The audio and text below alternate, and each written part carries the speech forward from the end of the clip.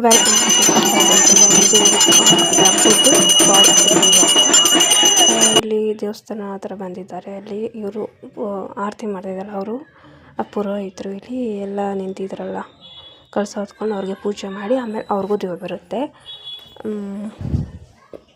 ಎಲ್ಲ ಪೂಜೆ ಆರತಿ ಎಲ್ಲ ಆದಮೇಲೆ ಅವ್ರಿಗೂ ದೇವ್ರು ಬರುತ್ತೆ. ಅದಾದಮೇಲೆ ಆ ಕಳಸ ಎಲ್ಲ ಇಳಿಸಿ ಅವರೆಲ್ಲ ದೇವ್ರ ಮರಗೆ ನಿಂತಿದ್ರಲ್ಲ ಅವರೆಲ್ಲ ಮತ್ತೆ ಮನೆಗೆ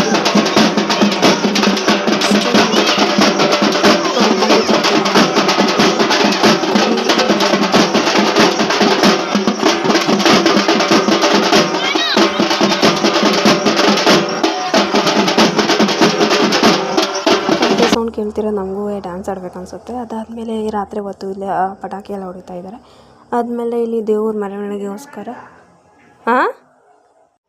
ಆಮೇಲೆ ಇಲ್ಲಿ ದೇವ್ರಿಗೆಲ್ಲ ಮೆರವಣಿಗೆ ಇರುತ್ತೆ.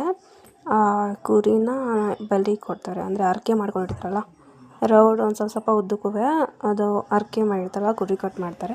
ಅದಾದಮೇಲೆ ತಂಬಿ ತಾಡ್ಸಿ ಕೂಡ ತೊಗೊಂಡು ಹೋಗ್ತಾ ಇದ್ದೀವಿ ನಾವಿಲ್ಲಿ. ಅದಾದಮೇಲೆ ಈ ದೇವ್ರ ಮೆರವಣಿಗೆನ ಇಲ್ಲಿ ಬೆಂಕಿ ಹಾಕಿ ಕಿಚ್ಚಾಯಿಸ್ತಾರಲ್ಲ ಆ ಥರ ಮಾಡ್ತಾರೆ. ಒಂದು 3 ಸಲ ಮಾಡ್ತಾರೆ ನೋಡಿ. ತುಂಬಾ ಚೆನ್ನಾಗಿದೆ. ನೈಟ್ ಒಂದು 12 ಗಂಟೆ ಆಗುತ್ತೆ.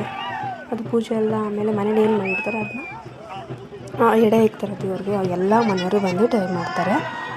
ಅದು ನೋಡಿ ಈ ಥರ 3 ಸಲ ಕಿಚ್ಚಾಯಿಸ್ಮೇಲೆ ಆ ದೇವರೆಲ್ಲ ಇಟ್ಟಿರ್ತಾರೆ. ಎಲ್ಲರೂ ಪೂಜೆ ಎಲ್ಲ ಮಾಡಿಕೊಂಡು ದೇವಸ್ಥಾನದಲ್ಲಿ ಎಲ್ಲ ಬರ್ತಾರೆ.